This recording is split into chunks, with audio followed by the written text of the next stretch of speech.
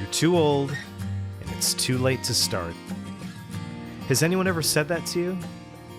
Well, I'm here to tell you that it's too late to quit. And oh yeah, you're not too old. In fact, the good news is that it's always the right time to start. You've come to the right place. And me and my friends are going to share our stories of why we will never, ever throw in the towel. Welcome to the Too Late to Quit podcast. I'm your host, Jeff Iftikharuddin. Let's go. Well, hello. Welcome to episode 4 of the Too Late to Quit podcast. I'm your host, Jeff Iftikharuddin, and today it's going to be a little bit of a mini episode. And I want to talk to you about a couple of things that came across my mind when I was working out. And I'm not sure about you, but for me, working out, going into any kind of cardio state is where I've always gotten my best ideas, or what I feel are my best ideas.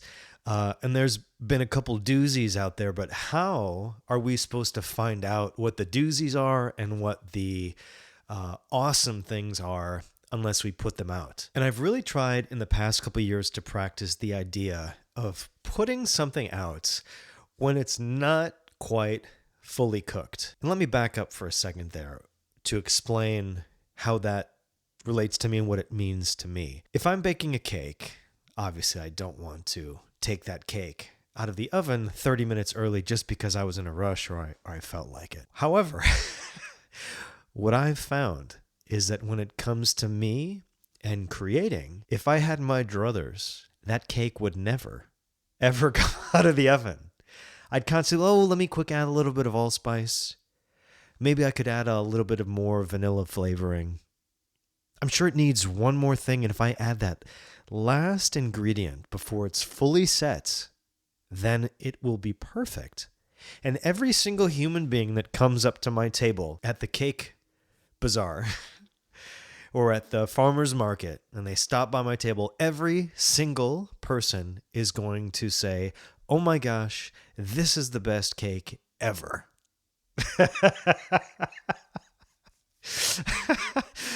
And it makes me laugh saying that because I am painfully self-aware of how I do this. And what I've learned over the years is it feels like I'm taking the cake out of the oven early, and I'm not. And I adopted this attitude of, well, I'll release it now as it is, even though I feel it's not ready or it's not perfect yet. And I can always come back and I can always do another version. I see and hear varying numbers, but it's pretty safe to say that every single day, just on Spotify, there are between 50 and 150. I'm sure by the time this podcast comes out, it will be up to 200,000 brand new songs on Spotify every day. So that can either motivate you or it can make you feel like, well, what's the point? And I think it, for me, sets an interesting precedence because what is the point if I'm throwing my song out? Why am I stressing so much about a song I'm going to release that just on the first day that it's put out into the ethos, at least the digital ethos, and for this example, we're talking about Spotify, what is the point if I do that and it's already going to be in a sea of 100,000+ songs or releases that day? What's the point? And I think that is where I discovered that I am doing this because it is something that I need to express. This is my art that I need to express, and I need to just put it out there. And one thing that I've observed over the past 20+ years of doing this is that all the most amazing, fantastic things in my life have happened when I have put myself out there.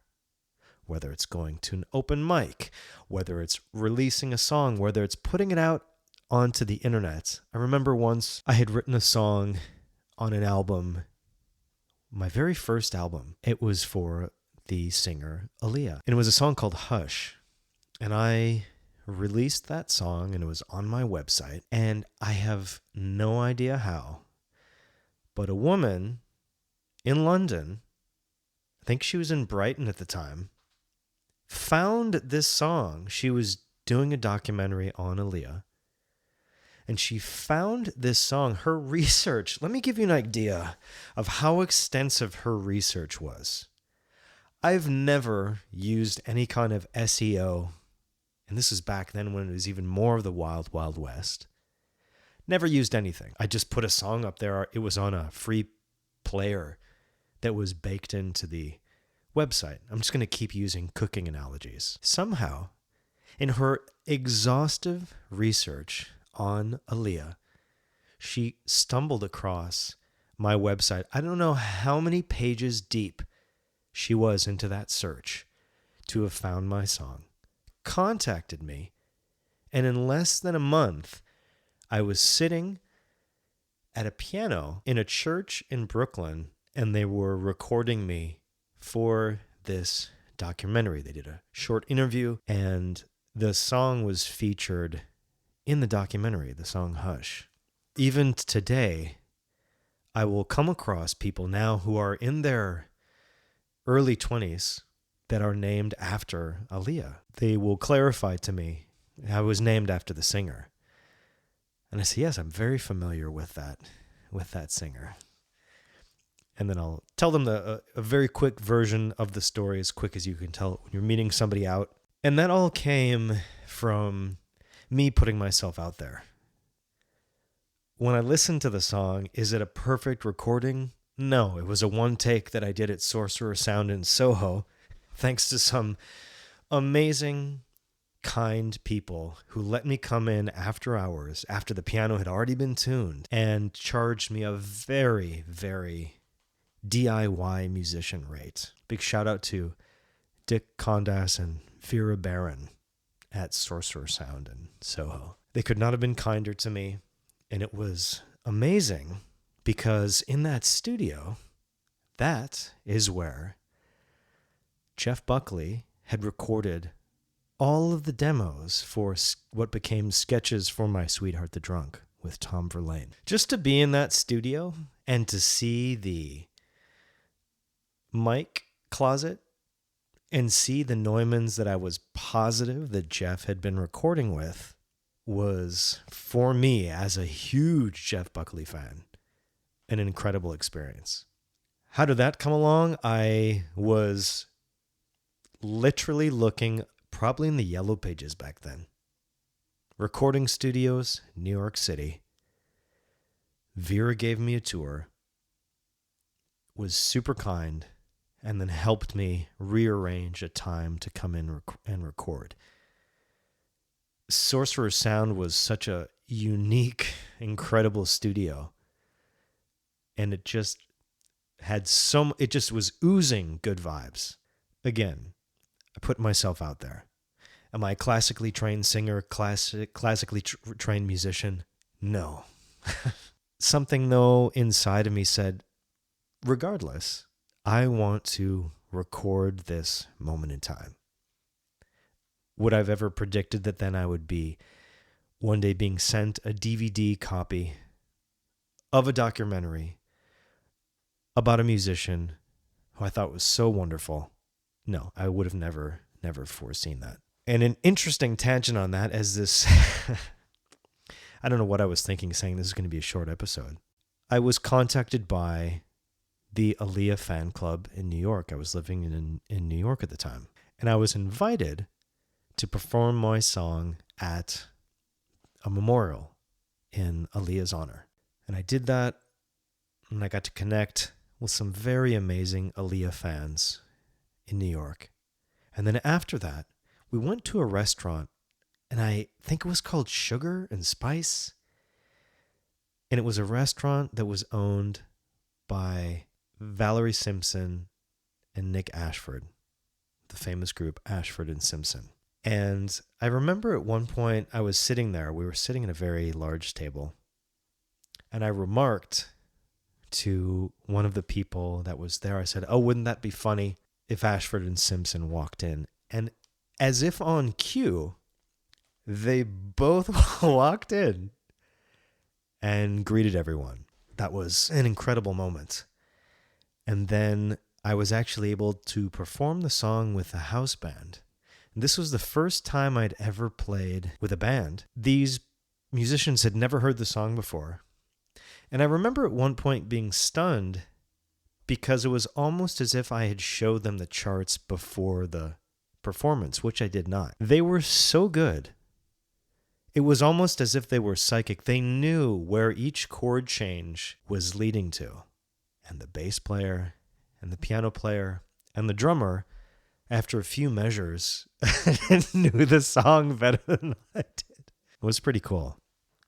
Again, I would have preferred to be staying in my apartment, practicing, hashing it out, writing songs, as the introvert in me is wont to do, but I wanted to push myself and go out and experience that. If you find yourself and you feel this is not ready to be released, by all means, don't release it, and be open to the idea that maybe it is, and maybe you're just a very harsh and cruel critic of your art. Which leads me to a topic that I wanted to discuss, which is social media and numbers and fans. If I look at all of the other music that's being put out, say in my genre of singer-songwriter, well, I would never release anything because I look at all of the people that are producing and I say, I could never record something that cool. That production is absolutely incredible.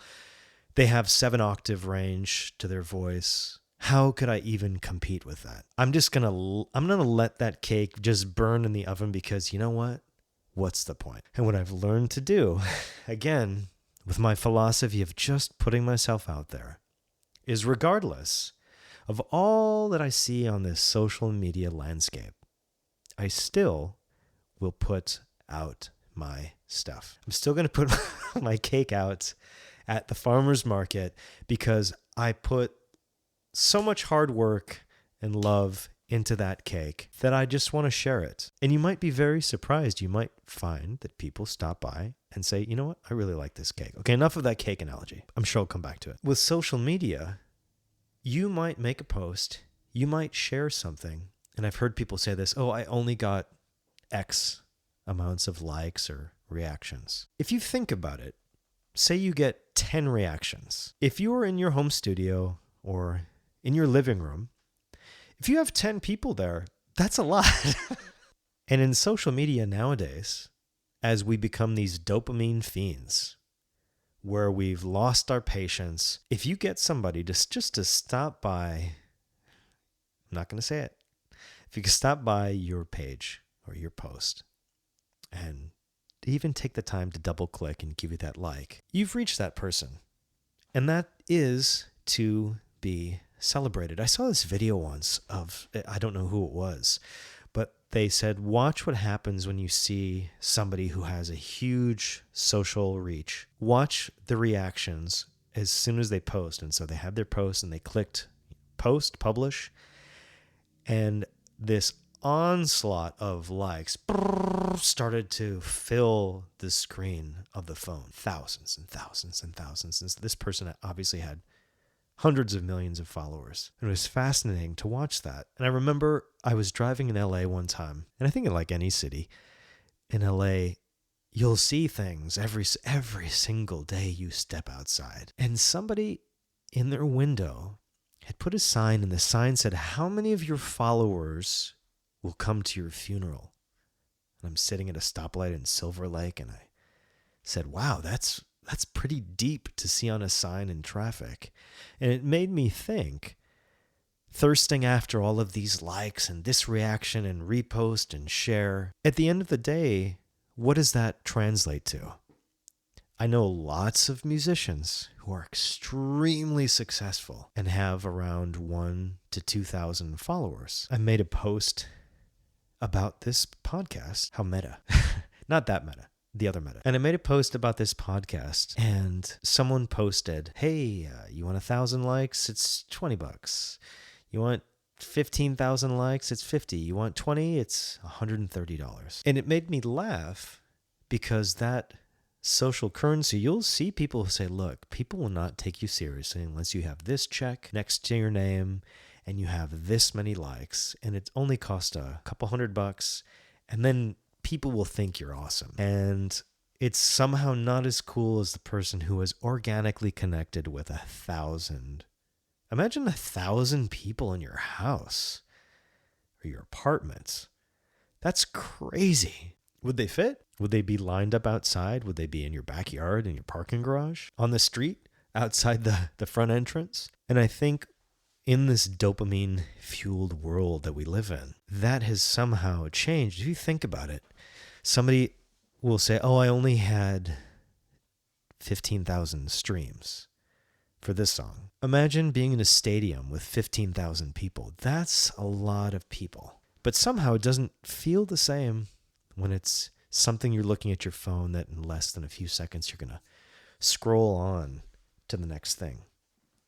Which leads me to the next thing. What a beautiful segue. I was talking to somebody yesterday and I thought of this quote I heard years ago, and I'm pretty sure it's an Oscar Wilde quote, and I'm pretty sure it's incomplete. We can talk about that later because I'm really trying not to Google in the middle of a podcast recording. And it's the famous phrase, comparison is the thief of joy. And it's very easy for me when I put something out that I've worked very hard on and just waded through tons of emotion and frustration to get it. In the blip of a millisecond, I can compare it to something else and watch my joy just fly right out the window. Why is that? Why is it the classical grass is greener? It's very rare. What I would give for the ability to hear my music with someone else's ears, I feel if I was able to do that, I would have this really interesting perspective. But again, it'll never happen. So my ears are what I have. And so I'll always be coming from this perspective. And I've come up with tricks. One I learned a long time ago from a sound engineer was to play the song in your studio or one part of your domicile, and then go into another or stand outside, see how it sounds when it's going through the plaster or through the drywall or the brick to get that other perspective. And I don't know if we'll ever fully be able to know how it actually truly sounds to somebody else. All I know is that we can do our best, we can put it out, and I think if I were starting today, that I might find it daunting if I'm putting something out there, because what am I doing? I'm putting myself out there to be judged, to be compared. And I mentioned in the first episode, but have you thought about American Idol or whatever the current reality show du jour is? Because people are comparing, and you'll bare your soul, and you'll be singing about the most important things of your life. And someone will say, oh, that's cool. Have you heard artist XYZ? Oh my gosh, they are just incredible. And they don't do it maliciously. They're sharing their musical experience. And I've had some doozies of comments given to me over the years.